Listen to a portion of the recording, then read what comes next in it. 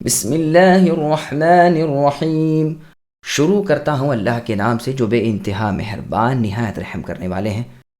یا ایہا الناس اتقوا ربکم ان زلزلة الساعة شیء عظیم یوم ترونها تذہل كل مرضعة عما ارضعت وتضع كل ذات حمل حملها وترى الناس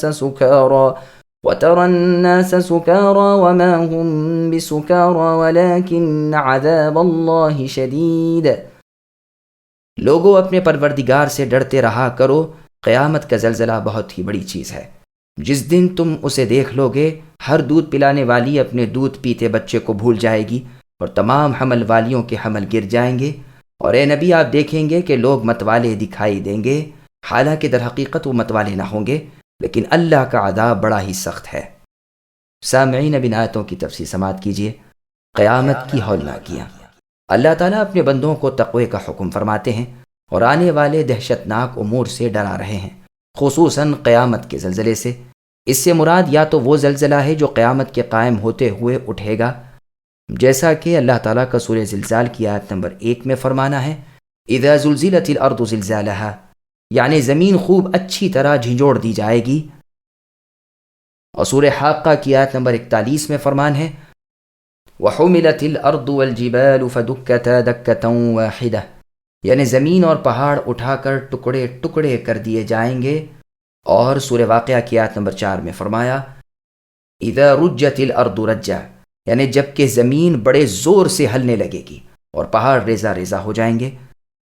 سور پھونکے جانے کی حدیث میں ہے کہ اللہ تعالیٰ جب آسمان و زمین کی پیدائش کر چکے تو سور کو پیدا کیا، اسے اسرافیل علیہ السلام کو دیا، وہ اسے منہ میں لیے ہوئے آنکھیں اوپر کو اٹھائے ہوئے اللہ کی عرش کی جانب دیکھ رہے ہیں کہ کب اللہ تعالیٰ کا حکم ہو اور وہ سونک پھونک دیں۔ ابو ہریرہ رضی اللہ عنہ نے پوچھا، اللہ کے رسول، سور کیا چیز ہے؟ رسول اللہ نے فرمایا، ایک پھونکنے کی چیز ہے بہت بڑی، جس میں 3 مرتبہ پھونکا جائے گا۔ پہلا نفخہ گھبراہٹ کا ہوگا، دوسرا بے ہوشی کا، تیسرا اللہ کے سامنے کھڑا ہونے کا۔ اسرافیل علیہ السلام کو حکم ہوگا، وہ پھونکیں گے، جس سے کل زمین و آسمان والے گھبرا اٹھیں گے، سوائے ان کے جنہیں اللہ چاہے۔ بغیر رکے، بغیر سانس لیے بہت دیر تک برابر سے پھونکتے رہیں گے۔ اسی پہلے سور کا ذکر سورہ صاد کی آیت نمبر 51 میں ہے، جس میں اللہ نے فرمایا، وَمَا يَنظُرُ هَؤُلَاءِ إِلَّا صَيْحَةً وَاحِدَةً مَا لَهَا مِنْ فَوَاقٍ۔ اس میں ہے کہ اس سے پہاڑ ریزہ ریزہ ہو جائیں گے، زمین کپ کپانے لگے گی، جیسا کہ سورہ نازعات کی آیت نمبر 6 میں اللہ نے فرمایا، يَوْمَ تَرْجُفُ الرَّاجِفَةُ الآیہ، جبکہ زمین لرزنے لگے گی اور ایک کے بعد دیگر زبردست جھٹکے لگیں گے، دل دھڑکنے لگیں گے۔ زمین کی وہ حالت ہو جائے گی جو کشتی کے طوفان میں اور گرداب میں ہوتی ہے، یا جیسے کوئی قندیل عرش میں لٹک رہی ہو جسے ہوائیں چاروں طرف جھلا رہی ہوں۔ یہی وقت ہوگا کہ دودھ پلانے والیاں اپنے دودھ پیتے بچوں کو بھول جائیں گی، اور حاملہ عورتوں کے حمل گر جائیں گے اور بچے بوڑھے ہو جائیں گے، شیاطین بھاگنے لگیں گے، زمین کے کناروں تک پہنچ جائیں گے، لیکن وہاں سے فرشتوں کی مار کھا کر لوٹ آئیں گے۔ لوگ ادھر ادھر حیران پریشان بھاگنے دوڑنے لگیں گے، ایک دوسرے کو آوازیں دینے لگیں گے۔ اسی لیے اس دن کا نام قرآن نے یوم التناد رکھا۔ اسی وقت زمین ایک طرف سے دوسری طرف تک پھٹ جائے گی، اس وقت کی گھبراہٹ کا اندازہ نہیں ہو سکتا۔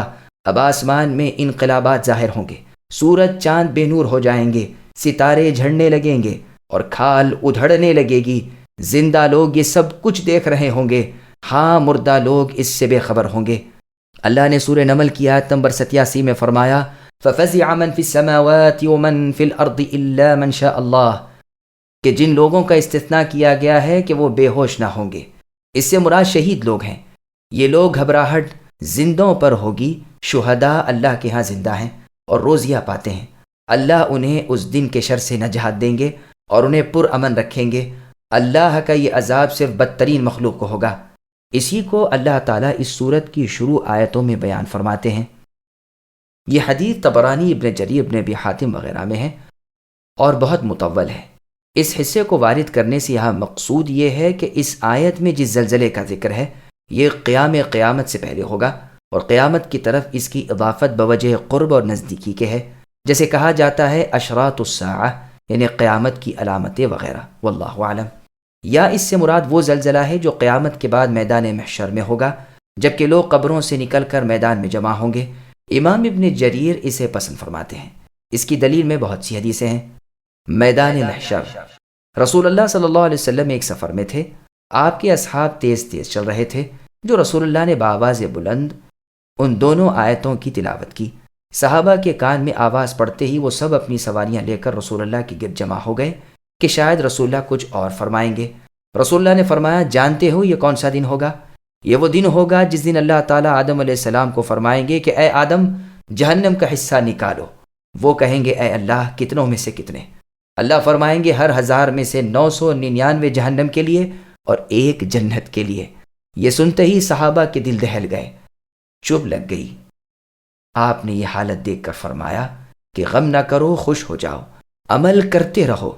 اس ذات کی قسم جس کے ہاتھ میں محمد کی جان ہے، تمہارے ساتھ مخلوق کی وہ تعداد ہے کہ جس کے ساتھ ہو اسے بڑھا دے، یعنی یاجوج اور ماجوج بنی آدم میں سے جو ہلاک ہو گئے اور ابلیس کی اولاد۔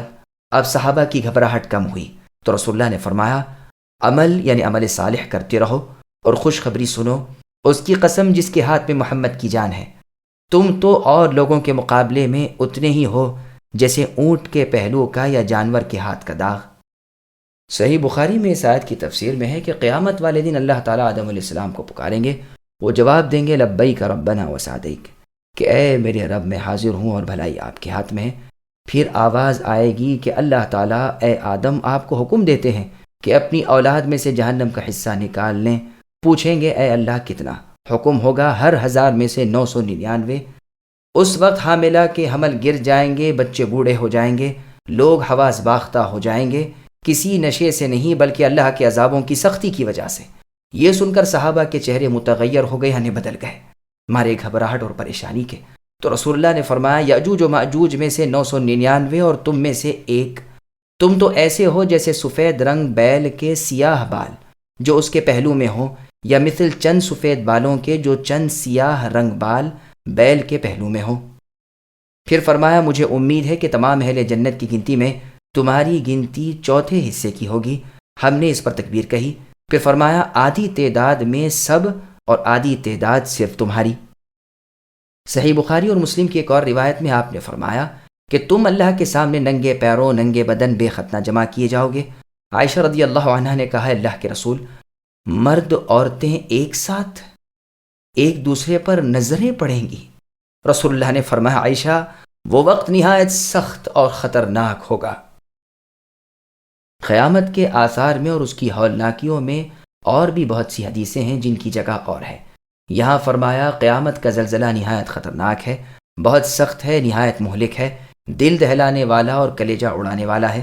زلزلہ رعب و گھبراہٹ کے وقت دل کے ہلنے کو کہتے ہیں، جیسے سورہ احزاب کی آیت نمبر 11 میں اللہ نے فرمایا، جس کا ترجمہ ہے کہ اس میدان جنگ میں مؤمنوں کو مبتلا کیا گیا اور سخت جھنجھوڑ دیے گئے۔ جب تم یعنی اسے دیکھو گے، یہ ضمیر شان کی قسم سے ہے، اس لیے اس کے بعد اس کی تفسیر ہے کہ اس سختی کی وجہ سے دودھ پلانے والی ماں اپنے دودھ پیتے بچے کو بھول جائے گی اور حاملہ کے حمل ساقط ہو جائیں گے، لوگ بدحواس ہو جائیں گے، ایسے معلوم ہوں گے جیسے کوئی نشے میں بدمست ہو رہا ہو۔ دراصل وہ نشے میں نہ ہوں گے بلکہ عذابوں کی سختی نے انہیں بے ہوش کر رکھا ہوگا۔ وَمِنَ النَّاسِ مَن يُجَادِلُ فِي اللَّهِ بِغَيْرِ عِلْمٍ وَيَتَّبِعُ كُلَّ شَيْطَانٍ مَرِيدٍ كُتِبَ عَلَيْهِ أَنَّهُ مَن تَوَلَّاهُ فَأَنَّهُ يُضِلُّهُ وَيَهْدِيهِ إِلَى عَذَابِ السَّعِيرِ يَا أَيُّهَا النَّاسُ إِن كُنتُمْ فِي رَيْبٍ مِّنَ الْبَعْثِ فَإِنَّا خَلَقْنَاكُم مِّن تُرَابٍ ثُمَّ مِن نُّطْفَةٍ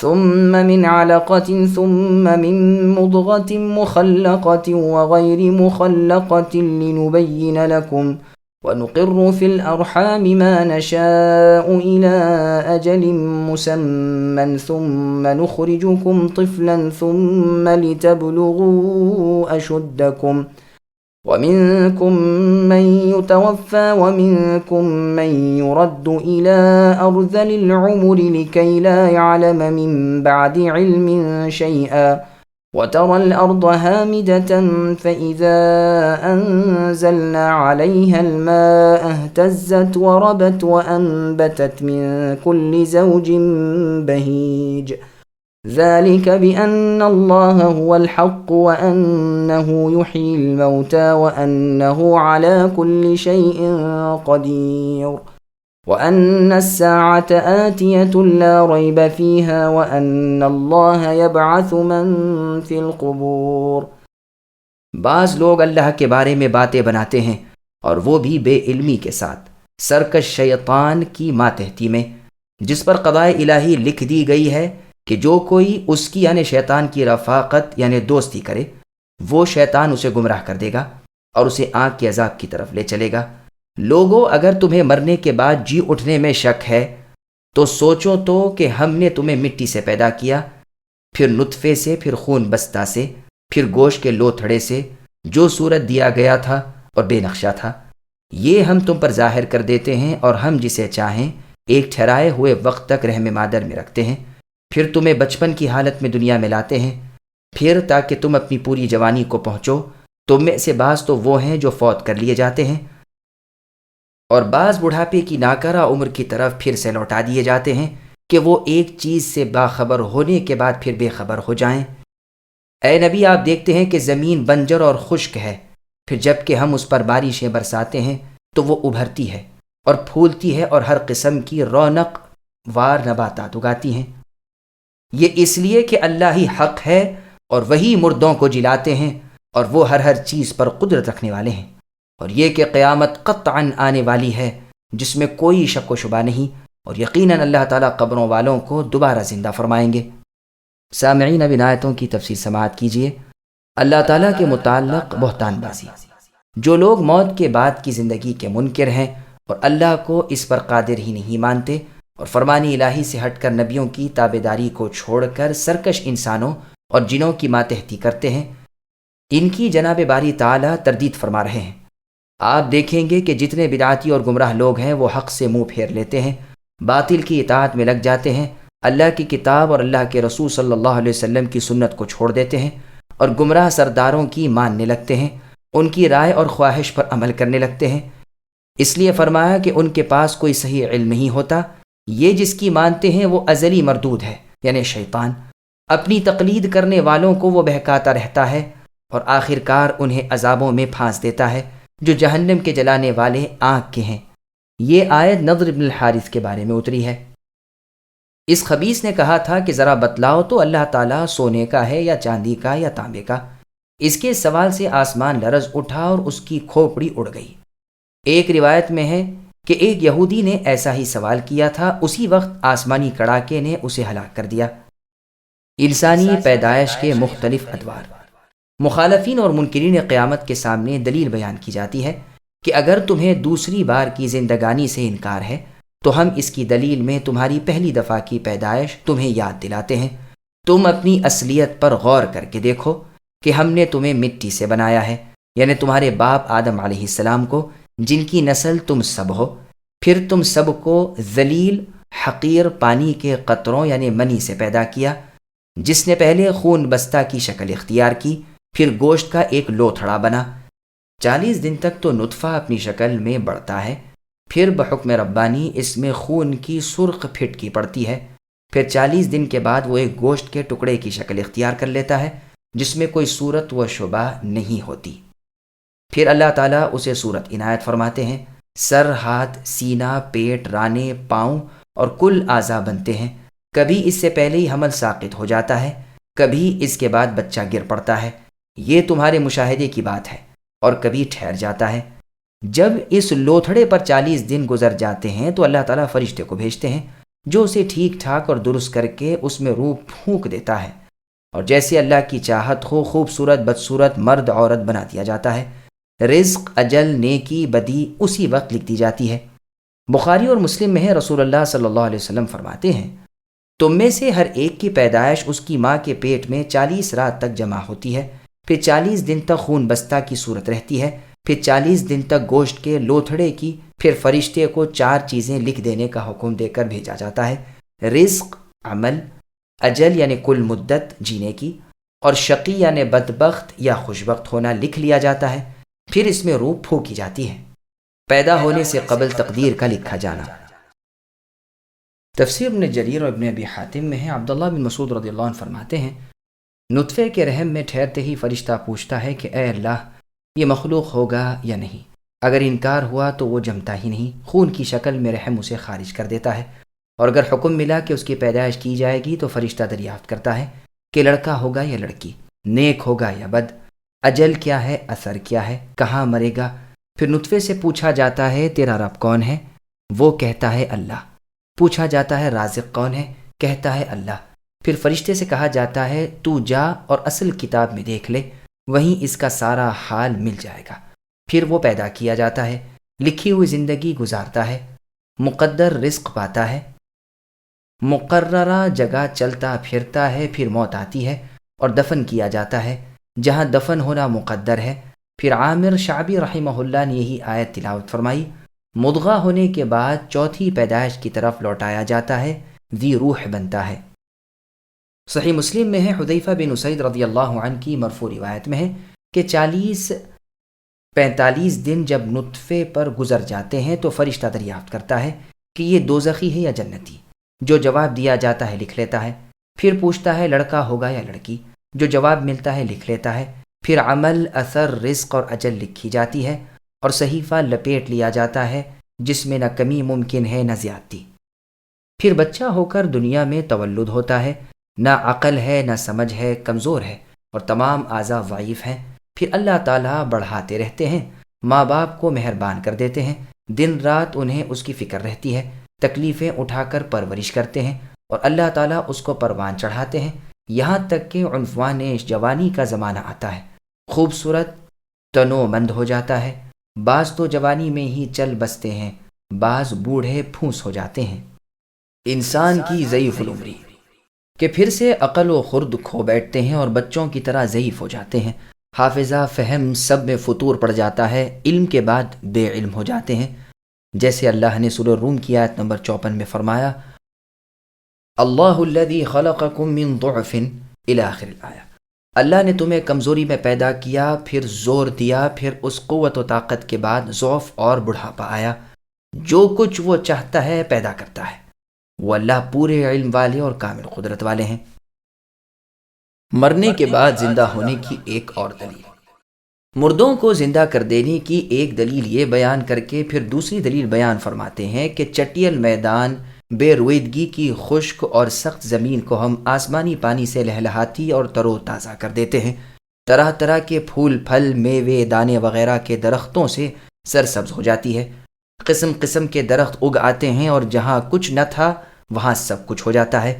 مردہ زمین ایک دم زندگی کے کشادہ سانس لینے لگتی ہے، جس جگہ ڈر لگتا تھا وہاں اب راحت، روح اور نور عین اور سرور قلب موجود ہو جاتا ہے، قسم قسم کے طرح طرح کے میٹھے، کھٹے، خوش ذائقہ، مزید رنگ و روپ والے پھل اور میووں سے لدے ہوئے خوبصورت چھوٹے بڑے درخت جھوم جھوم کر بہار کا لطف دکھانے لگتے ہیں۔ یہی وہ مردہ زمین ہے جو کل تک خاک اڑا رہی تھی، آج دل کا سرور اور آنکھوں کا نور بن کر اپنی زندگی کی جوانی کا مزدہ دے رہی ہے۔ پھولوں کے چھوٹے چھوٹے پودے دماغ کو طبلہ عطار بنا دیتے ہیں، دور سے نسیم کے ہلکے ہلکے جھونکے کتنے خوشگوار معلوم ہوتے ہیں۔ فسبحان اللہ وبحمدہ، سبحان اللہ العظیم۔ سچ ہے خالق مدبر اللہ تعالیٰ اپنی چاہت کے مطابق کرنے والے، خود مختار، حاکم، حقیقی مالک و مولا اللہ تعالیٰ ہی ہیں۔ وہی اللہ ہیں کہ جو مردوں کو زندہ کرنے والے ہیں، اور اللہ کی نشانی مردہ زمین کا زندہ ہونا مخلوق کی نگاہوں کے سامنے ہے۔ وہ ہر انقلاب پر، ہر قلب ماہیت پر قادر ہے۔ اللہ جو چاہتے ہیں ہو جاتا ہے، جس کام کا ارادہ فرماتے ہیں کہتے ہیں ہو جا، پھر ناممکن ہے کہ وہ کہتے ہی نہ ہو جائے۔ یاد رکھو قیامت قطعاً بلا شک و شبہ آنے والی ہی ہے، اور قبروں کے مردوں کو وہ اللہ قدرت والے زندہ کر کے اٹھانے والے ہیں۔ وہ اللہ تو عدم سے وجود میں لانے پر قادر تھے اور ہیں اور ہمیشہ رہیں گے۔ سورہ یاسین میں بھی بعض لوگوں کے اس اعتراض کا ذکر کر کے انہیں ان کی پہلی پیدائش یاد دلا کر قائل کیا گیا ہے ساتھ ہی سبز درخت سے آنکھ پیدا کرنے کی قلب ماہیت کو بھی دلیل میں پیش فرمایا گیا ہے، یعنی سورہ یاسین کی آیت نمبر 78 تا آیت نمبر 80، اور آیتیں بھی اس بارے میں بہت سی ہیں۔ مسند احمد نے سنن ابی داؤد میں لقید ابن عامر رضی اللہ عنہ، جو ابو رزین عقیلی رضی اللہ عنہ کی کنیت سے مشہور ہیں، ایک مرتبہ رسول اللہ صلی اللہ علیہ وسلم سے دریافت کرتے ہیں کہ کیا ہم لوگ سب کے سب قیامت کے دن اپنے رب تبارک و تعالیٰ کو دیکھیں گے؟ اور اللہ کی مخلوق میں اس دیکھنے کی مثال کوئی ہے؟ رسول اللہ نے فرمایا، کیا تم سب کے سب چاند کو یکساں طور پر نہیں دیکھتے؟ ہم نے کہا ہاں۔ فرمایا، پھر اللہ تو بڑی عظمت والے ہیں۔ پھر پوچھا، اے اللہ کے رسول، مردوں کو دوبارہ زندہ کرنے کی بھی کوئی مثال دنیا میں ہے؟ جواب ملا کہ کیا ان جنگلوں سے تم نہیں گزرتے جو غیر آباد ویران پڑے ہوں، خاک اڑ رہی ہو، خشک مردہ ہو رہے ہوں، پھر تم دیکھتے ہو کہ وہی ٹکڑا سبزے سے اور قسم قسم کے درختوں سے ہرا بھرا زندہ نوپید ہو جاتا ہے، بارونق بن جاتا ہے۔ اسی طرح اللہ مردوں کو زندہ کرتے ہیں، اور مخلوق میں بھی دیکھی ہوئی مثال اس کا کافی نمونہ اور ثبوت ہے۔ معاذ بن جبل رضی اللہ عنہ فرماتے ہیں، جو اس بات کا یقین رکھے کہ اللہ تعالیٰ حق ہے اور قیامت قطعاً بے شبہ اور شک آنے والی ہے، اور اللہ تعالیٰ مردوں کو قبروں سے دوبارہ زندہ کریں گے، وہ یقینی جنتی ہے۔ وَمِنَ النَّاسِ مَن يُجَادِلُ فِي اللَّهِ بِغَيْرِ عِلْمٍ وَلَا هُدًى وَلَا كِتَابٍ مُنِيرٍ ثَانِيَ عِطْفِهِ لِيُضِلَّ عَن سَبِيلِ اللَّهِ لَهُ فِي الدُّنْيَا خِزْيٌ وَنُذِيقُهُ يَوْمَ الْقِيَامَةِ عَذَابَ الْحَرِيقِ ذَلِكَ بِمَا قَدَّمَتْ يَدَاكَ وَأَنَّ اللَّهَ لَيْسَ بِظَلَّامٍ لِّلْعَبِيدِ۔ اور بعض لوگ اللہ کے بارے میں بغیر علم کے اور بغیر ہدایت کے اور بغیر روشن کتاب کے جھگڑتے ہیں، اپنا بازو موڑنے والے بن کر، اس لیے کہ اللہ کی راہ سے بہکا دیں۔ اسے دنیا میں بھی رسوائی ہوگی اور قیامت کے دن بھی ہم اسے جہنم میں جلنے کا عذاب چکھائیں گے۔ ان اعمال کی وجہ سے جو تیرے ہاتھوں نے آگے بھیج رکھے تھے، یقین مانو کہ اللہ تعالیٰ اپنے بندوں پر ظلم کرنے والے نہیں ہیں۔ سامعین، اب ان آیتوں کی تفسیر سماعت کیجیے۔ جاہل مقلدوں کی حالت۔ چونکہ اوپر کی آیتوں میں گمراہ جاہل مقلدوں کا حال بیان فرمایا تھا، یہاں ان کے مرشدوں اور پیروں کا حال بیان فرما رہے ہیں کہ وہ پیر و مرشد بے عقلی اور بے دلیلی سے صرف رائے قیاس اور خواہش نفسانی سے اللہ کے بارے میں کلام کرتے رہتے ہیں، حق سے اعراض کرتے ہیں، تکبر سے گردن پھیر لیتے ہیں، حق کو قبول کرنے سے بے پرواہی کے ساتھ انکار کر جاتے ہیں، جیسے فرعونیوں نے موسیٰ علیہ السلام کے کھلے معجزوں کو دیکھ کر بھی بے پرواہی کی اور نہ مانا۔ اور سورہ نساء کی آیت نمبر 61 میں ہے، جس کا ترجمہ ہے، جب ان سے اللہ کی وحی کتاب داری کو کہا جاتا ہے اور رسول اللہ صلی اللہ علیہ وسلم کے فرمان کی طرف بلایا جاتا ہے، تو آپ اے نبی دیکھیں گے کہ اے رسول یہ منافق آپ سے رک جایا کرتے ہیں۔ اور سورہ منافقون کی آیت نمبر 5 میں اللہ نے فرمایا، جس کا ترجمہ ہے کہ جب ان منافقوں سے کہا جاتا ہے کہ آؤ اپنے لیے رسول اللہ صلی اللہ علیہ وسلم سے استغفار کراؤ، تو وہ اپنے سر گھما کر گھمنڈ میں آ کر بے نیازی سے انکار کر جاتے ہیں۔ سورہ لقمان کی آیت نمبر 18 میں ہے کہ لقمان علیہ السلام نے اپنے صاحبزادے کو نصیحت کرتے ہوئے فرمایا، وَلَا تُصَعِّرْ خَدَّكَ لِلنَّاسِ، اور اے میرے بچے، لوگوں سے اپنے رخسار نہ پھلا دیا کر، یعنی اپنے تئیں بڑا سمجھ کر ان سے تکبر نہ کر۔ اور سورہ لقمان ہی کی آیت نمبر 7 میں اللہ نے فرمایا، جس کا ترجمہ ہے، ہماری آیتیں سن کر یہ تکبر سے منہ پھیر لیتا ہے۔ لیضل کا لام یا تو لام عاقبت ہے یا لام تعلیل ہے، اس لیے کہ بسا اوقات اس کا مقصود دوسروں کو گمراہ کرنا نہیں ہوتا، اور ممکن ہے کہ اس سے مراد معاند اور انکار ہی ہو، اور ہو سکتا ہے کہ یہ مطلب ہو کہ ہم نے اسے ایسا بدخلق اس لیے بنا دیا ہے کہ یہ گمراہوں کا سردار ہو جائے۔ اس کے لیے دنیا میں بھی ذلت و خواری ہے، جو بدلہ ہے اس کے تکبر کا۔ یہ یہاں تکبر کر کے بڑا بننا چاہتا تھا، ہم اسے اور چھوٹا کر دیں گے۔ یہاں بھی اپنی چاہت میں ناکام اور بے مراد رہے گا، اور آخرت کے دن بھی نار جہنم کا لقمہ ہوگا۔ اسے بطور ڈانٹ ڈپٹ کے کہا جائے گا کہ یہ تیرے اعمال کا نتیجہ ہے، اللہ کی ذات ظلم سے پاک ہے، جیسے اللہ نے سورہ دخان کی آیت نمبر 47 آیت نمبر 50 میں فرمایا، جس کا ترجمہ ہے، فرشتوں سے کہا جائے گا کہ اسے پکڑ لو اور گھسیٹ کر جہنم میں لے جاؤ، اور اس کے سر پر آگ جیسے پانی کا دھار بہاؤ، لے اب اپنی عزت اور بڑائی کا بدلہ لیتا جا، یہی ہے وہ جس سے عمر بھر شک و شبے میں رہا۔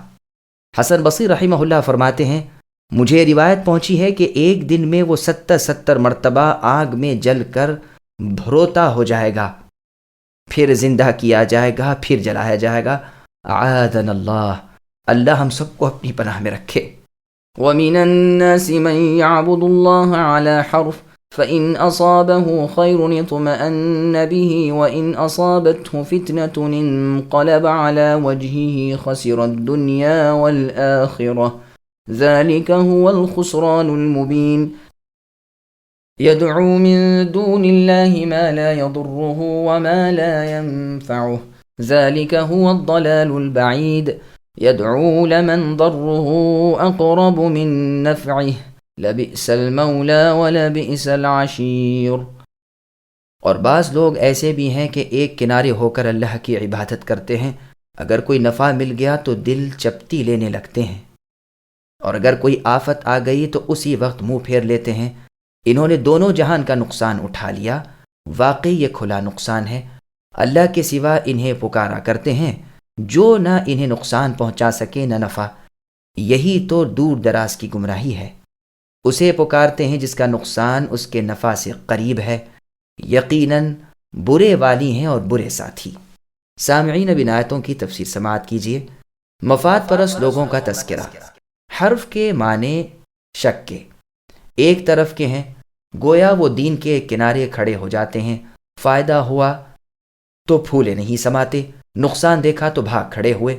صحیح بخاری میں ابن عباس رضی اللہ عنہما سے مروی ہے، ہجرت کر کے مدینے پہنچتے تھے، اب اگر بال بچے ہوئے، جانوروں میں برکت ہوئی تو کہتے ہیں یہ دین بڑا اچھا ہے، اور اگر نہ ہوئے تو کہتے ہیں یہ دین نہایت برا ہے۔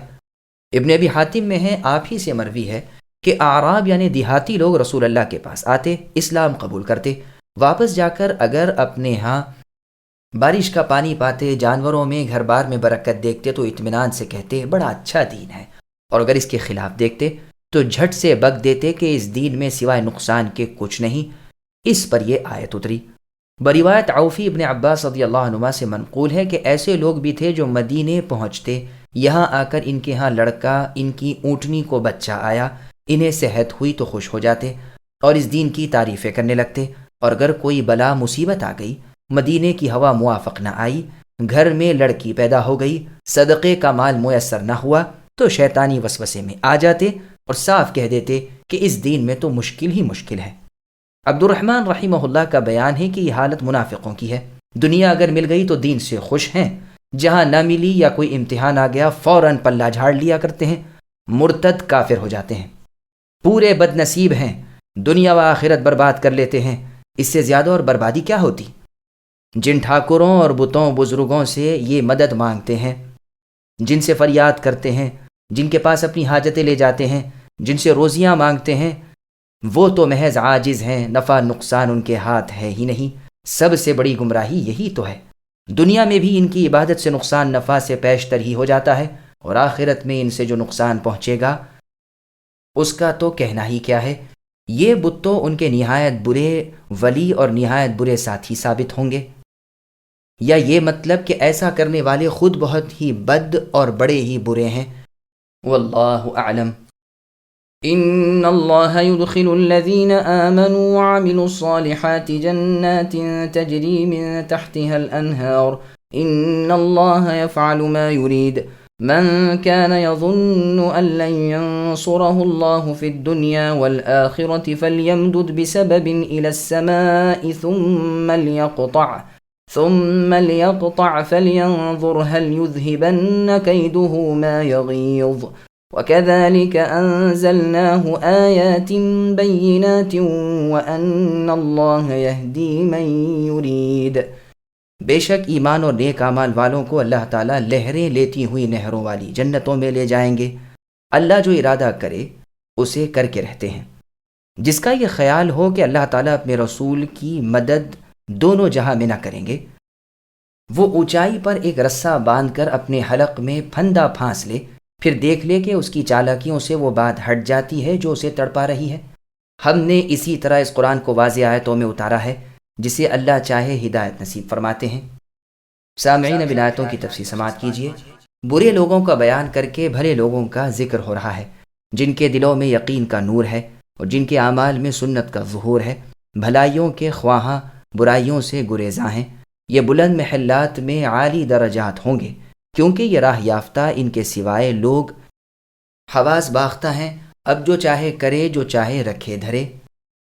قرآن کے احکام واضح ہیں، یعنی جو یہ جان رہا ہے کہ اللہ تعالیٰ اپنے نبی کی مدد نہ دنیا میں کرے گا نہ آخرت میں، ایسا شخص یقین مانے کہ اس کا یہ خیال محض خیال ہے، رسول اللہ صلی اللہ علیہ وسلم کی مدد ہو کر ہی رہے گی۔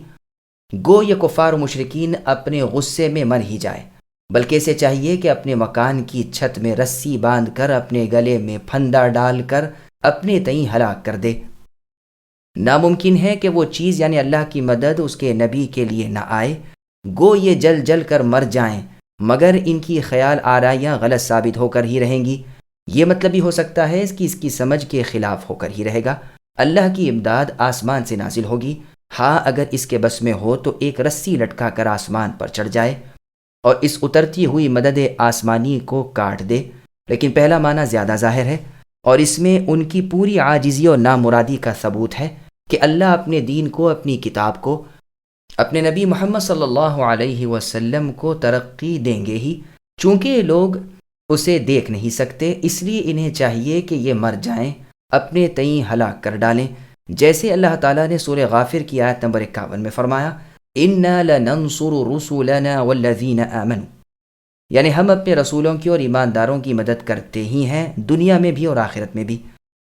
یہاں فرمایا کہ یہ پھانسی پر لٹک کر دیکھ لے کہ شان محمدی کو کس طرح کم کر سکتا ہے، اپنے سینے کی آگ کو کس طرح بجھا سکتا ہے۔ اس قرآن کو ہم نے اتارا ہے جس کی آیتیں الفاظ اور معنی کے لحاظ سے بہت ہی واضح ہیں۔ اللہ کی طرف سے اللہ کے بندوں پر یہ حجت ہے، ہدایت گمراہی اللہ کے ہاتھ میں ہے، اللہ کی حکمت وہی جانتے ہیں، کوئی اللہ سے باز پرس نہیں کر سکتا، وہ اللہ سب کے حاکم ہیں، وہ رحمتوں والے، عدل والے، غلبے والے، حکمت والے، عظمت والے اور علم والے ہیں، کوئی اللہ پر مختار نہیں، جو چاہے وہ کر گزرے، سب سے حساب لینے والے وہی تو ہیں، اور وہ بھی بہت جلد۔ إن الذين آمنوا والذين هادوا والصابئين والنصارى والمجوس والذين أشركوا إن الله يفصل بينهم يوم القيامة إن الله على كل شيء شهيد ألم تر أن الله يسجد له من في السماوات ومن في الأرض والشمس والقمر والنجوم والجبال والشجر والدواب وكثير من الناس وكثير حق عليه العذاب ومن يهن الله فما له من مكرم ان اللہ یفعل ما یشاء۔ بے شک ایماندار اور یہودی اور صابئ اور نصرانی اور مجوسی اور مشرکین، ان سب کے درمیان قیامت کے دن خود اللہ تعالیٰ فیصلہ کر دیں گے۔ اللہ تعالیٰ ہر چیز پر گواہ ہیں۔ اے نبی، کیا آپ نہیں دیکھ رہے ہیں کہ اللہ کے سامنے سجدے میں ہیں سب آسمانوں والے اور سب زمینوں والے، اور سورج اور چاند اور ستارے اور پہاڑ اور درخت اور جانور اور بہت سے انسان بھی، ہاں بہت سے وہ بھی ہیں جن پر عذاب کا مقولہ ثابت ہو چکا ہے۔ جسے رب ذلیل کر دے اسے کوئی عزت دینے والا نہیں، اللہ جو چاہتے ہیں کرتے ہیں۔ سامعین، اب آیتوں کی تفسیر سماعت کیجیے۔ صابئین کا بیان مع اختلاف سورہ بقرہ کی تفسیر میں گزر چکا ہے۔ یہاں اللہ تعالیٰ فرماتے ہیں کہ ان مختلف مذہب والوں کا فیصلہ قیامت کے دن صاف ہو جائے گا۔ اللہ تعالیٰ ایمان والوں کو جنت دیں گے اور کفار کو جہنم واصل کریں گے۔ سب کے اقوال، افعال، ظاہر باطن اللہ پر عیاں ہیں، ہر چیز اللہ کو سجدہ کر رہی ہے۔ مستحق عبادت صرف وہی اللہ تعالیٰ لا شریک لہ ہے۔ اللہ کی عظمت کے سامنے ہر چیز سر جھکائے ہوئے ہے، خواہ بخوشی خواہ بے خوشی، ہر چیز کا سجدہ اپنی وضع میں ہے۔ چنانچہ قرآن نے سائے کا دائیں بائیں اللہ کے سامنے سر بسجود ہونا بھی سورہ نحل کی آیت نمبر 48 الم یروا الی ما خلق اللہ من شیء میں بیان فرمایا ہے۔ آسمانوں کے فرشتے، زمین کے حیوان، انسان، جنات، پرند چرند، سب اللہ کے سامنے سر بسجود ہیں اور اللہ کی تسبیح اور حمد کر رہے ہیں۔ سورج، چاند، ستارے بھی اللہ کے سامنے سجدے میں گرے ہوئے ہیں۔ ان تینوں چیزوں کو الگ اس لیے بیان کیا گیا کہ بعض لوگ ان کی پرستش کرتے ہیں، حالانکہ وہ اللہ کے سامنے جھکے ہوئے ہیں۔ اسی لیے فرمایا سورج چاند کو سجدہ نہ کرو، اسے سجدہ کرو جو ان کے خالق ہیں یعنی اللہ تعالیٰ۔ بخاری و مسلم میں ہے، رسول اللہ صلی اللہ علیہ وسلم نے ابو ذر رضی اللہ عنہ سے پوچھا، جانتے ہو یہ سورج کہاں جاتا ہے یعنی ڈوب جانے کے بعد؟ ابو ذر رضی اللہ عنہ نے جواب دیا، اللہ کو علم ہے اور اس کے نبی محمد صلی اللہ علیہ وسلم کو۔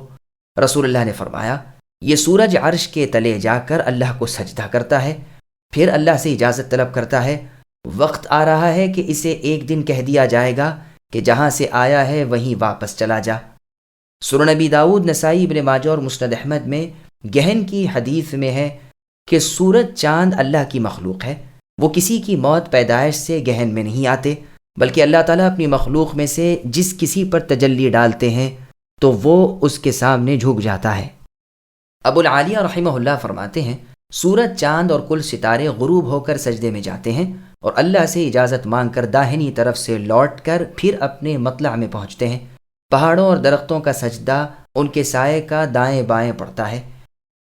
سنن ترمذی نے، سنن ابن ماجہ اور ابن حبان وغیرہ میں ہے کہ ایک شخص نے نبی صلی اللہ علیہ وسلم سے اپنا ایک خواب بیان کیا کہ میں نے دیکھا ہے کہ گویا میں ایک درخت کے پیچھے نماز پڑھ رہا ہوں، میں جب سجدے میں گیا تو وہ درخت بھی سجدے میں گیا، اور میں نے سنا کہ وہ اپنے سجدے میں یہ پڑھ رہا تھا، اللہم اکتب لی بہا عندک اجرا وضع عنی بہا وزرا واجعلها لی عندک ذخرا وتقبلها منی کما تقبلتها من عبدک داؤد، یعنی اے اللہ اس سجدے کی وجہ سے میرے لیے اپنے پاس اجر و ثواب لکھ دیجئے اور میرے گناہ معاف فرمائیے، اور میرے لیے اسے ذخیرہ آخرت کر دیجئے اور اسے قبول فرمائیے جیسے کہ آپ نے اپنے بندے داؤد علیہ السلام کا سجدہ قبول فرمایا۔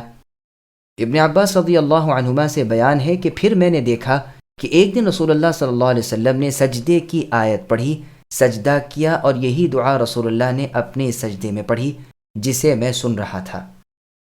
ابن ابی حاتم میں ہے کہ علی رضی اللہ عنہ سے کسی نے کہا، یہاں ایک شخص ہے جو اللہ کے ارادوں اور اللہ کی مشیت کو نہیں مانتا۔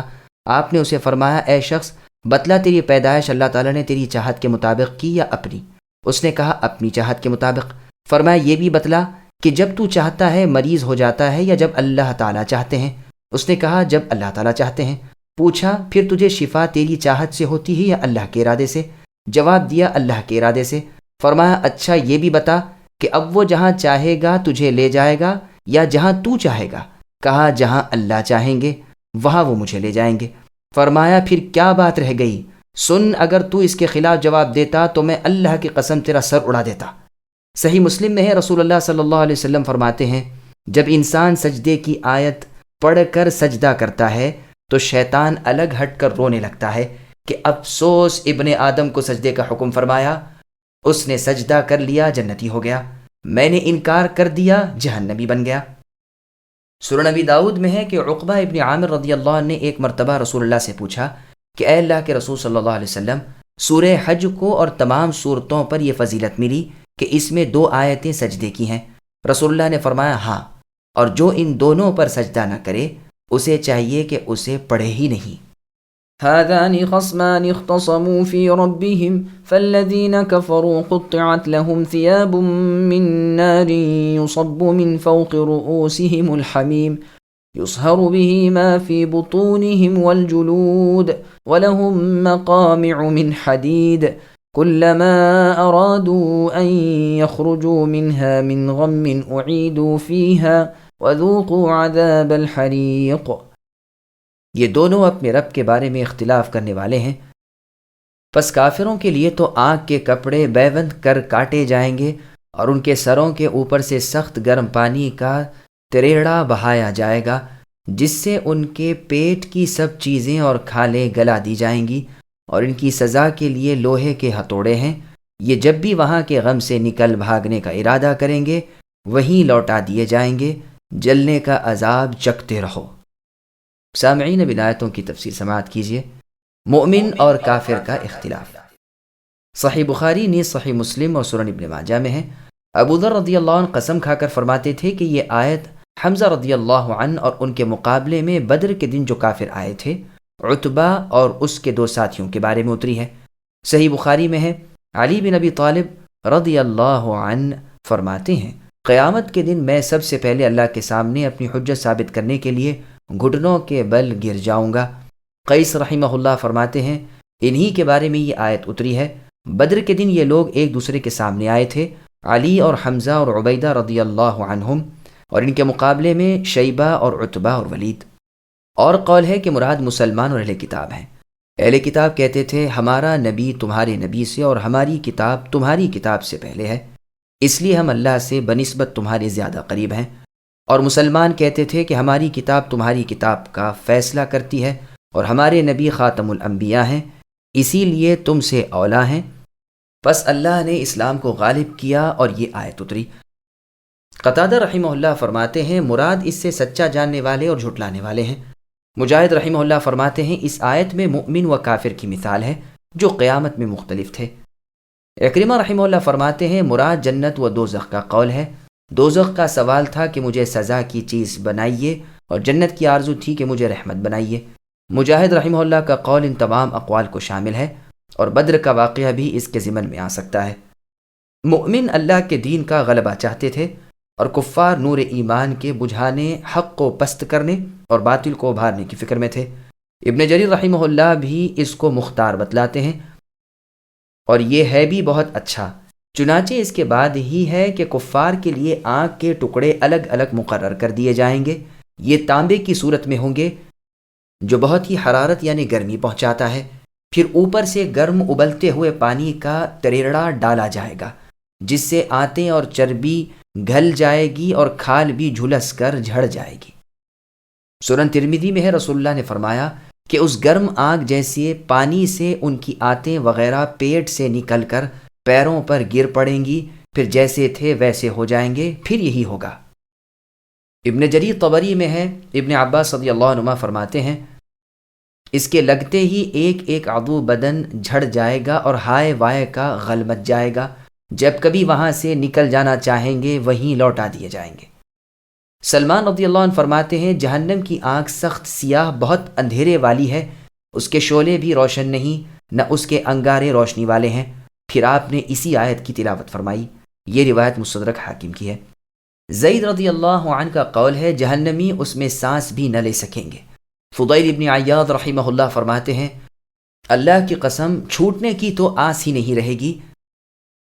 پیروں میں بوجھل بیڑیاں ہیں، ہاتھوں میں مضبوط ہتکڑیاں ہیں، ہاں آگ کے شعلے انہیں اس قدر اونچا کر دیتے ہیں کہ گویا باہر نکل جائیں گے، لیکن پھر فرشتوں کے ہاتھوں سے گھن کھا کر تہ میں اتر جاتے ہیں۔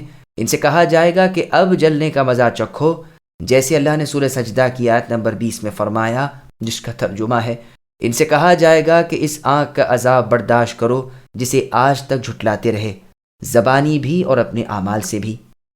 ان اللہ يدخل الذين آمنوا وعملوا الصالحات جنات تجري من تحتها الانهار يحلون فيها من اساور من ذهب ولؤلؤا ولباسهم فيها حرير وهدوا إلى الطيب من القول وهدوا إلى صراط الحمید۔ بے شک ایمان والوں اور نیک کام کرنے والوں کو اللہ تعالیٰ ان جنتوں میں لے جائیں گے جن کے درختوں تلے سے نہریں لہریں لے رہی ہیں، جہاں وہ سونے کے کنگن پہنائے جائیں گے اور سچے موتی بھی، وہاں ان کا لباس خالص ریشم کا ہوگا۔ ان کو پاکیزہ بات کی رہنمائی کر دی گئی اور قابل ست تعریف کی راہ کی ہدایت کر دی گئی۔ سامعین اب ان آیتوں کی تفسیر سماعت کیجیے۔ جنتیوں پر انعامات۔ گزشتہ آیتوں میں جہنمیوں کا اور ان کی سزاؤں کا، ان کے طوق و زنجیر کا، ان کے جلنے جھلسنے کا، ان کے آگ کے لباس کا ذکر کر کے اب جنت کا، وہاں کی نعمتوں کا اور وہاں کے رہنے والوں کا حال اللہ تعالیٰ بیان فرما رہے ہیں۔ اللہ ہمیں اپنی سزاؤں سے بچائے اور جزاؤں سے نوازے، آمین۔ اللہ تعالیٰ فرماتے ہیں ایمان اور نیک عمل کے بدلے جنت ملے گی، جہاں کے محلات اور باغات کے چاروں طرف پانی کی نہریں لہریں مار رہی ہوں گی، جہاں چاہیں گے وہیں خود بخود ان کا رخ ہو جایا کرے گا۔ سونے کے زیوروں سے سجے ہوئے ہوں گے، موتیوں میں تل رہے ہوں گے۔ متفق علیہ حدیث میں ہے رسول اللہ نے فرمایا مومن کا زیور وہاں تک پہنچے گا جہاں تک وضو کا پانی پہنچتا ہے۔ کعب احبار رحمہ اللہ فرماتے ہیں جنت میں ایک فرشتہ ہے جس کا نام بھی مجھے معلوم ہے، وہ اپنی پیدائش سے مؤمنوں کے لیے زیور بنا رہا ہے اور قیامت تک اسی کام میں رہے گا۔ اگر ان میں سے ایک کنگن بھی دنیا میں ظاہر ہو جائے تو سورج کی روشنی اسی طرح جاتی رہے جس طرح اس کے نکلنے سے چاند کی روشنی جاتی رہتی ہے۔ دوزخیوں کے کپڑوں کا ذکر گزشتہ آیتوں میں ہو چکا ہے۔ یہاں جنتیوں کے کپڑوں کا ذکر ہو رہا ہے کہ وہ نرم چمکیلے ریشمی کپڑے پہنے ہوئے ہوں گے، جیسے سورہ دہر کی آیت نمبر 21 اور 22 میں اللہ نے فرمایا، جس کا ترجمہ ہے کہ ان جنتیوں کے لباس سبز ریشمی ہوں گے، چاندی کے کنگن ہوں گے اور شراب طہور کے جام پر جام پی رہے ہوں گے۔ یہ ہے تمہاری جزا اور یہ ہے تمہاری بار آور سعی کا نتیجہ۔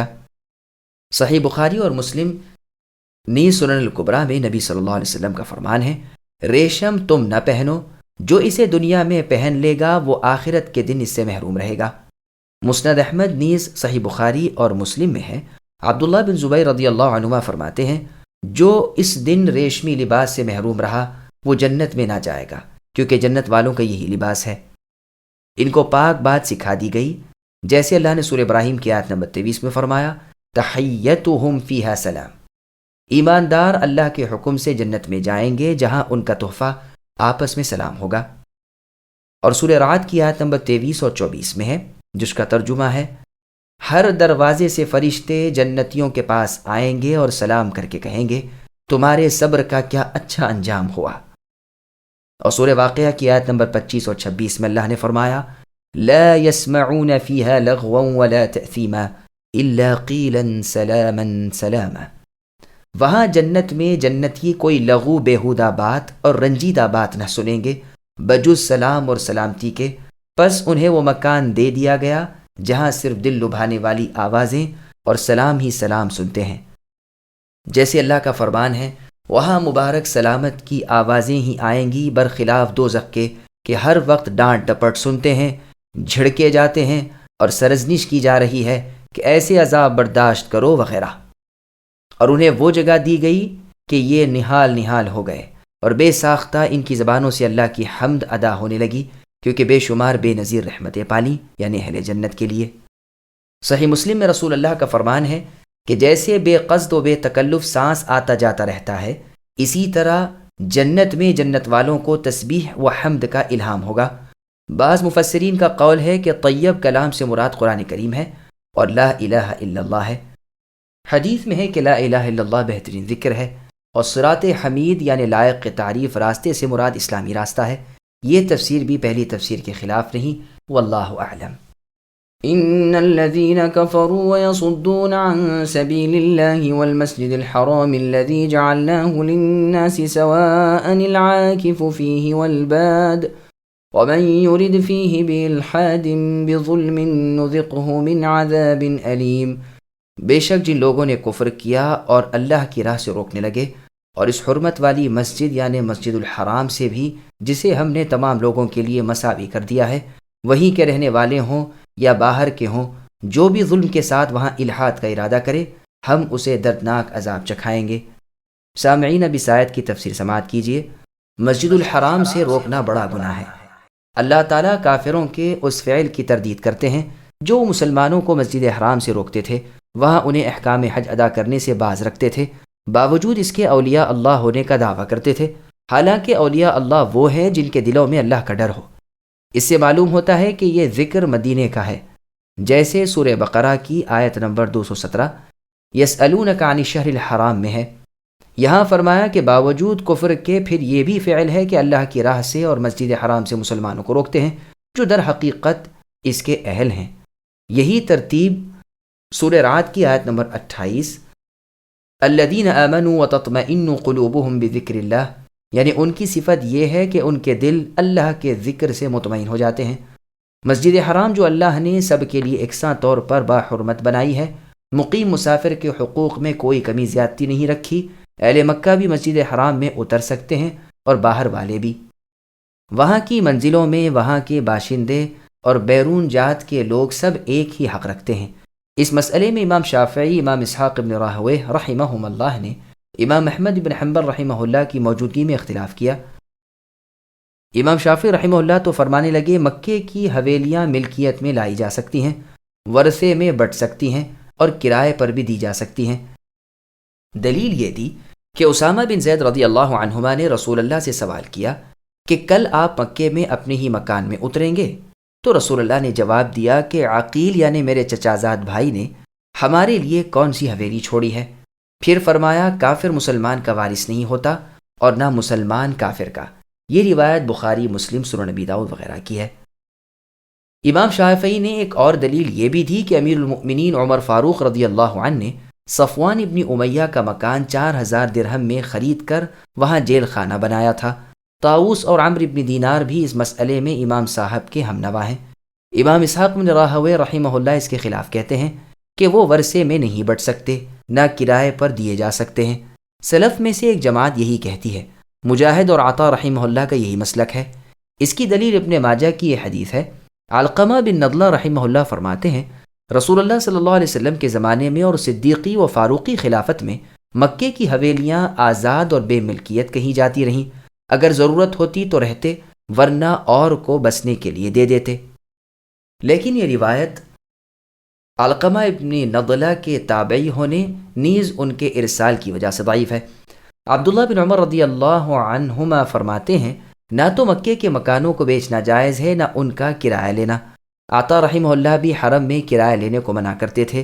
عمر بن الخطاب رضی اللہ عنہ مکے کے گھروں کے دروازے رکھنے سے روکتے تھے کیونکہ صحن میں حاجی لوگ ٹھہرا کرتے تھے۔ سب سے پہلے گھر کا دروازہ سہیل ابن عمرو رضی اللہ عنہ نے بنایا۔ عمر رضی اللہ عنہ نے اسی وقت انہیں حاضری کا حکم بھیجا۔ انہوں نے آ کر کہا مجھے معاف فرمایا جائے، میں سوداگر شخص ہوں، میں نے ضرورتاً یہ دروازے بنائے ہیں تاکہ میرے جانور میرے بس میں رہیں۔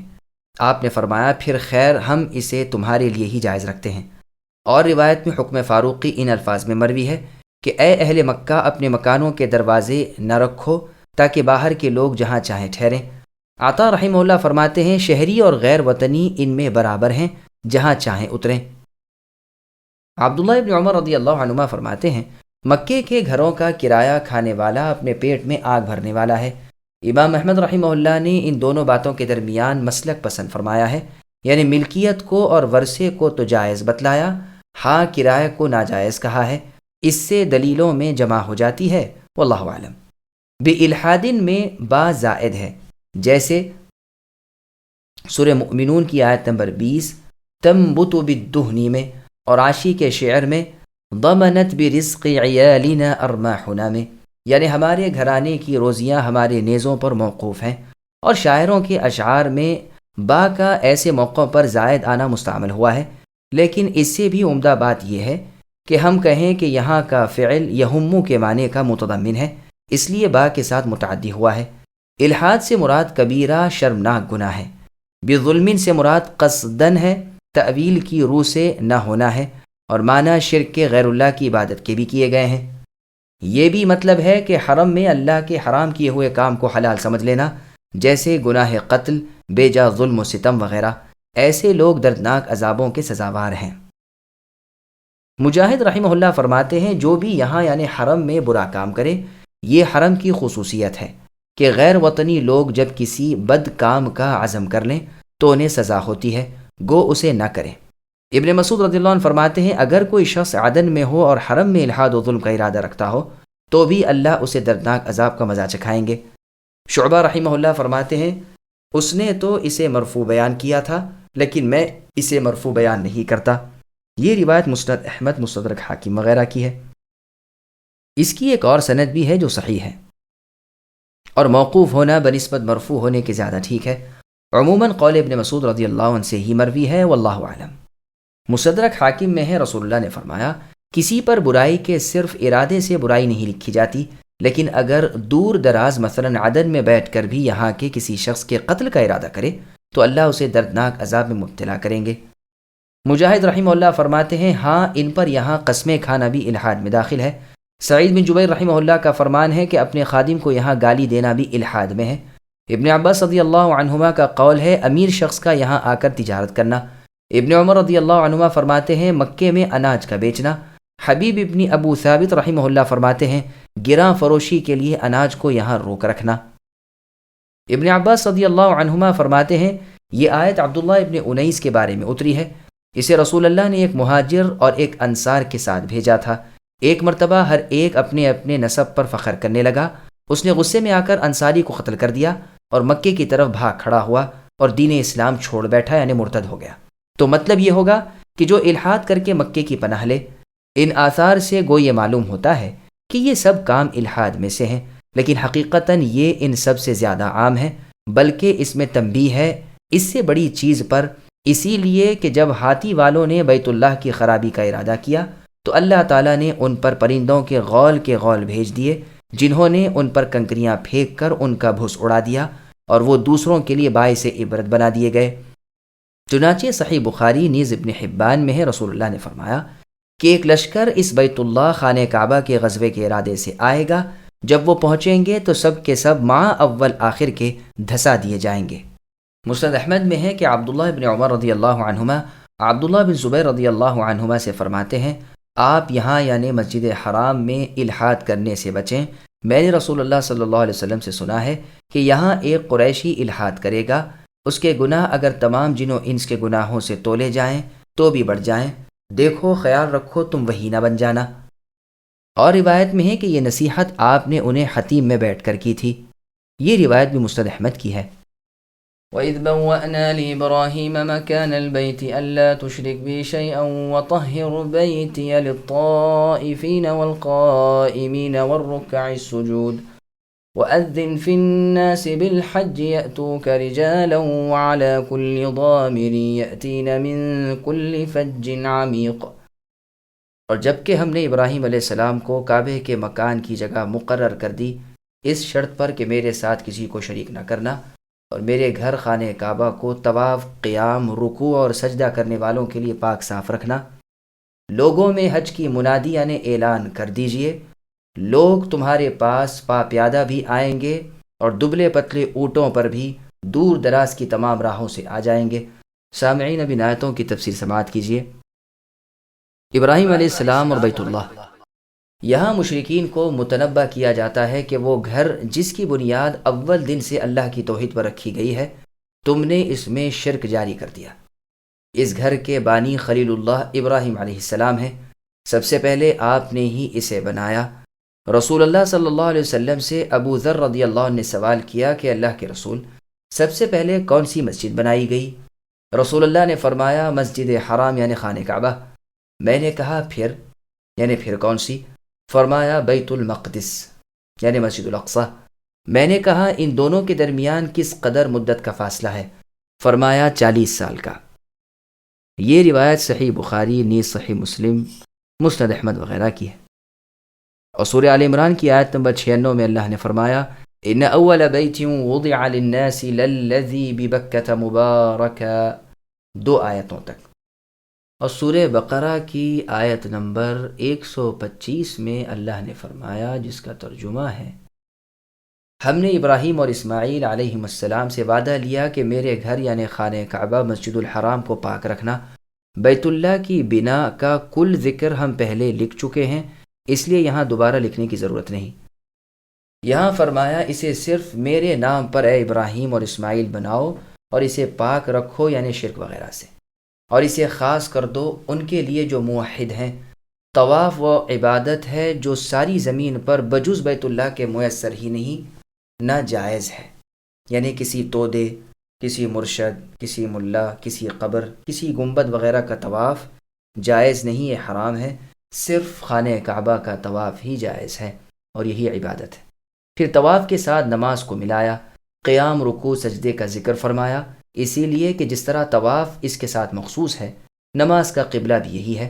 ہاں اس حالت میں کہ انسان کو معلوم نہ ہو، یا جہاد میں ہو یا سفر میں نفل نماز پڑھ رہا ہو، تو بے شک قبلے کی طرف رخ نہ ہونے کی حالت میں بھی نماز ہو جائے گی، واللہ اعلم۔ اور یہ حکم ملا کہ اس گھر کے حج کی طرف تمام انسانوں کو بلائیے۔ مذکور ہے کہ ابراہیم علیہ السلام نے اس وقت عرض کیا کہ باری تعالیٰ، میری آواز ان تک کیسے پہنچے گی؟ جواب ملا کہ آپ کے ذمے صرف پکارنا ہے، آواز پہنچانا میرے ذمے ہے۔ پس ابراہیم علیہ السلام نے مقام ابراہیم پر یا صفا پہاڑی پر یا ابو قبیس نامی پہاڑ پر کھڑے ہو کر ندا کی کہ لوگوں، تمہارے رب نے اپنا ایک گھر بنایا ہے، پس تم اس کا حج کرو۔ پہاڑ جھک گئے اور ابراہیم علیہ السلام کی آواز ساری دنیا میں گونج گئی یہاں تک کہ باپ کی پیٹھ میں اور ماں کے پیٹ میں جو تھے انہیں بھی سنائی دی۔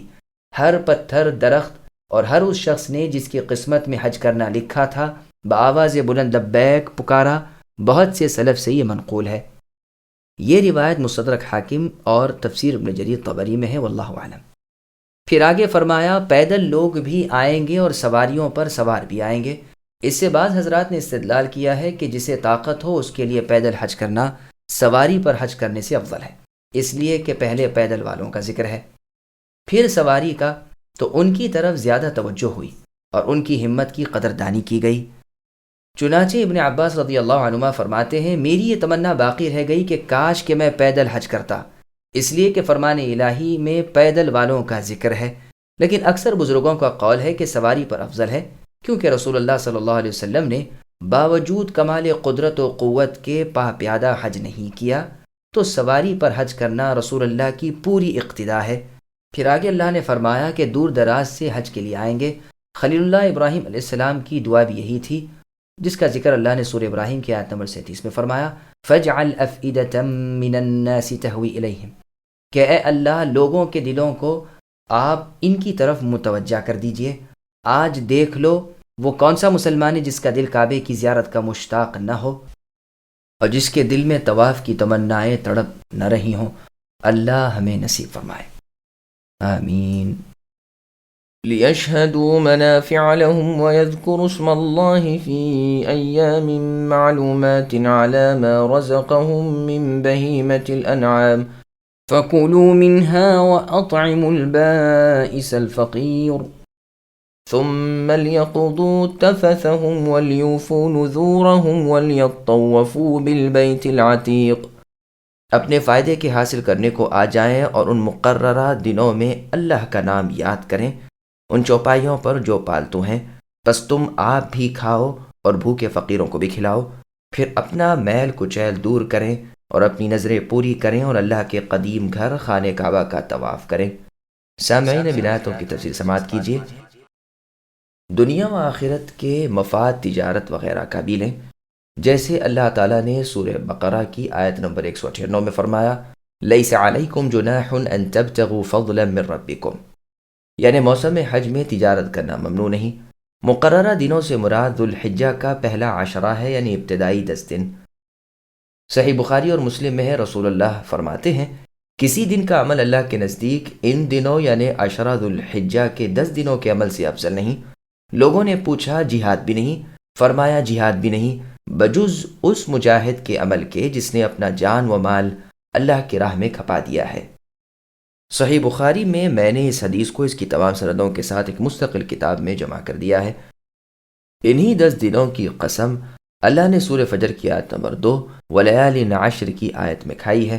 بعض سلف کہتے ہیں سورہ اعراف کی آیت نمبر 42 وَأَتْمَمْنَاهَا بِعَشْرٍ سے مراد بھی یہی دن ہے۔ سنن ابی داؤد میں ہے، رسول اللہ صلی اللہ علیہ وسلم ان دنوں میں روزے سے رہا کرتے تھے۔ بخاری میں ہے ابن عمر اور ابو ہریرہ رضی اللہ عنہما ان دنوں بازار میں آتے اور تکبیر پکارتے، بازار والے بھی آپ کے ساتھ تکبیریں پڑھنے لگتے۔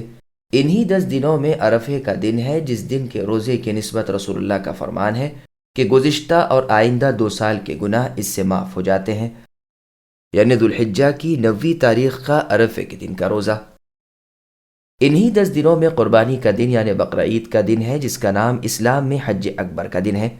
ایک روایت میں ہے کہ اللہ کے نزدیک یہ سب دنوں سے افضل ہے، الغرض سارے سال میں ایسی فضیلت کے دن اور نہیں، جیسے کہ حدیث میں ہے یہ 10 دن رمضان المبارک کے آخری 10 دنوں سے بھی افضل ہیں، کیونکہ نماز، روزہ، صدقہ وغیرہ جو رمضان کے اس آخری دہے میں ہوتا ہے وہ سب ان دنوں یعنی ذوالحجہ کے 10 دنوں میں بھی ہوتا ہے۔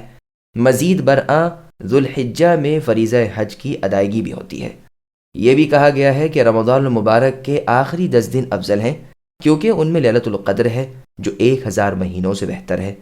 تیسرا قول درمیانہ ہے کہ دن تو یہ افضل اور راتیں رمضان المبارک کے آخری 10 دنوں کی افضل ہیں۔ اس قول کے مان لینے سے مختلف دلائل میں جمع ہو جاتی ہے، واللہ اعلم۔ ایام معلومات کی تفسیر میں ایک دوسرا قول یہ ہے کہ یہ قربانی کا دن اور اس کے بعد کے 3 دن ہیں، ابن عمر رضی اللہ عنہما اور ابراہیم نخعی رحمہ اللہ سے یہی مروی ہے، اور ایک روایت سے امام احمد ابن حنبل رحمہ اللہ کا مذہب بھی یہی ہے۔ تیسرا قول یہ ہے کہ بقرہ عید اور اس کے بعد کے 2 دن، اور ایام معدودات سے بقرہ عید اور اس کے بعد کے 3 دن، اس کی اسناد عبداللہ بن عمر رضی اللہ عنہما تک صحیح ہے۔ سدی رحمہ اللہ بھی یہی کہتے ہیں، امام مالک رحمہ اللہ کا بھی یہی مذہب ہے، اور اس کی اور اس سے پہلے کے قول کی تائید فرمان باری علی ما رزقہم من بہیمۃ الانعام سے ہوتی ہے، کیونکہ اس سے مراد جانوروں کی قربانی کے وقت اللہ کا نام لینا ہے۔ چوتھا قول یہ ہے کہ یہ عرفے کا دن بقرہ عید کا دن اور اس کے بعد کا 1 دن ہے۔ اسلم رحمہ اللہ سے مروی ہے کہ مراد یوم عرفہ، یوم نحر اور ایام تشریق ہیں۔ بہیمۃ الانعام سے مراد اونٹ، گائے اور بکری ہیں، جیسے سورہ انعام کی آیت نمبر 143 میں ہے، 8 ازواج، جس کی تفصیل وہاں موجود ہے۔ پھر آگے اللہ نے فرمایا، اسے یعنی اپنی قربانی کو خود کھاؤ اور محتاجوں کو کھلاؤ۔ اس سے بعض لوگوں نے دلیل لی ہے کہ قربانی کا گوشت کھانا واجب ہے، لیکن یہ قول غریب ہے۔ اکثر بزرگوں کا مذہب ہے کہ یہ رخصت ہے یا استحباب ہے۔ امام مالک رحمہ اللہ فرماتے ہیں، میں اسے پسند کرتا ہوں کہ قربانی کا گوشت قربانی کرنے والا کھا لے، کیونکہ اللہ کا فرمان ہے۔ ابراہیم رحمہ اللہ فرماتے ہیں کہ مشرک لوگ اپنی قربانیوں کا گوشت نہیں کھاتے تھے، اس کے برخلاف مسلمانوں کو اس گوشت کے کھانے کی اجازت دی گئی، اب جو چاہے کھائے، جو چاہے نہ کھائے۔ مجاہد اور عطا رحمہم اللہ سے بھی اسی طرح منقول ہے۔ مجاہد رحمہ اللہ فرماتے ہیں، یہاں کا یہ حکم سورہ مائدہ آیت نمبر 2 وَإِذَا حَلَلْتُمْ فَاصْطَادُوا کی طرح ہے، یعنی جب تم احرام سے فارغ ہو جاؤ تو شکار کھیلو، اور سورہ جمعہ کی آیت نمبر 10 میں فرمان ہے، فَإِذَا قُضِيَتِ الصَّلَاةُ فَانْتَشِرُوا فِي الْأَرْضِ، یعنی جب نماز پوری ہو جائے تو زمین میں پھیل جاؤ۔ مطلب یہ ہے کہ دونوں آیتوں میں حکم ہے شکار کرنے کا اور زمین میں روزی تلاش کرنے کے لیے پھیل جانے کا، لیکن یہ حکم وجوبی اور فرضی نہیں۔ اسی طرح اپنی قربانی کے گوشت کو کھانے کا حکم بھی ضروری اور واجب نہیں۔ امام ابن جریر رحمہ اللہ بھی اسی قول کو پسند فرماتے ہیں۔